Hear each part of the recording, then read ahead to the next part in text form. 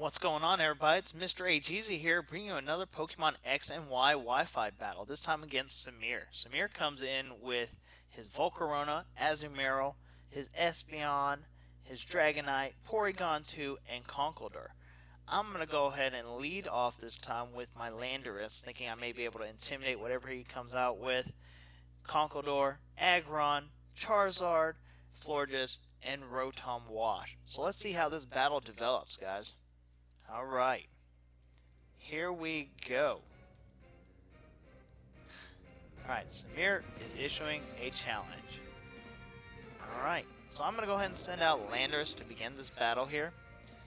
And he's going to go ahead and send out Conkeldurr. That actually works out really well for me. I got lucky there. I'm going to go ahead and get that Intimidate off. That's going to lower his attack. And I go ahead and just switch out right there, because I don't want to take anything from this Conkeldurr. I'm going to go ahead and switch to my Florges, and he runs Rock Slide. Rock Slide's not really going to hurt my Florges much, and plus, I know he's got Red Card, so that's going to go ahead and switch out his Conkeldurr, which is going to keep him from getting his Guts ability activated. So in comes Espeon. Espeon, every time I go against him, has been Calm Mind, Destroy.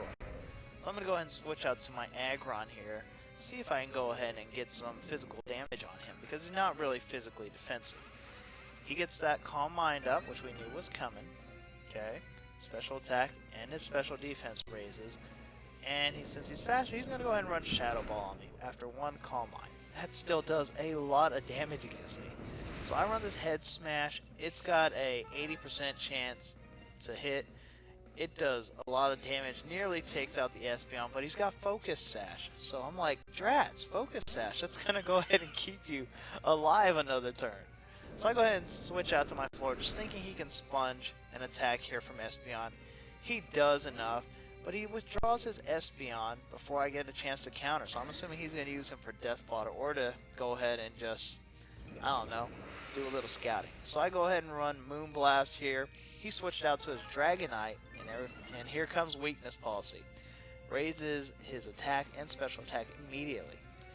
Now he runs Fire Punch with his Dragonite. It does a lot of damage. I'm luckily able to survive, get the second Moonblast in, and that's going to go ahead and finish off his Dragonite. So wow, you want to talk about barely hanging on. Able to do it here with Florges. He switches out the Conkeldurr. I have a chance. Do I want to go, or I have a choice. Do I want to go ahead and stick in or keep him for Death Fodder? I go ahead and switch out to my Landorus. Get this Intimidate off, because I know his Flame Orb is going to activate. I have nothing that can knock it off right off the bat. Here comes that Mach Punch, which he would have used against my Florges, but I'm going to go ahead and save that for later. So he's got that Burn ability activated. I'm going to go ahead and switch out now to my Charizard, who's a Flying Fire type. He runs Rock Slide. Did not expect him to predict that. So since he ran that, luckily he missed. I'm going to go ahead and Mega Evolve. Oh my goodness, you want to talk about luck there. That could have totally changed the battle in his favor. So now I've got the Sun up with this Drought ability.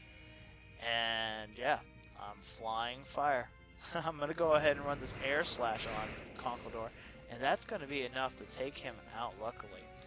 That Conkeldurr, oh man, such a threat with his team. So in comes Duck Tank. It's his it's his Porygon 2, which is one of the most annoying things in the world.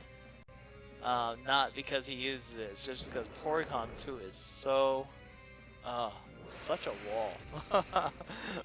But he gets Thunderbolt when I switch to my Conkeldurr. My Conkeldurr, this particular set, happens to be running Assault Vest, so I'm able to take it.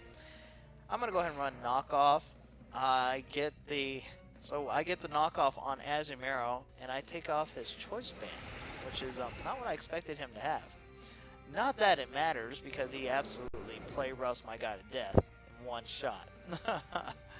Alright, so I'm going to go ahead and switch into my Charizard again. He's going to go ahead and run Aqua Jet.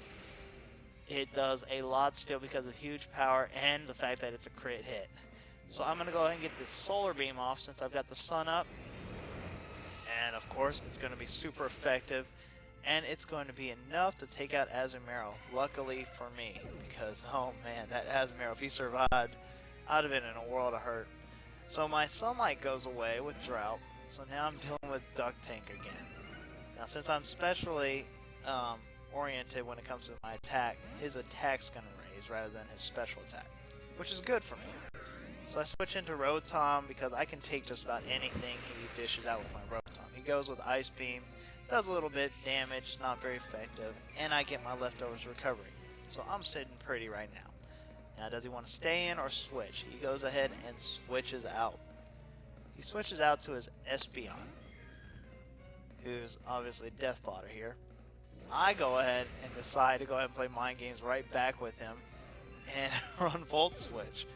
So, I get this Volt Switch off. Now, the only bad part about Volt Switch, if you knock someone out with it, you have to come in with a poke first, and then they come in with one, which I find out here.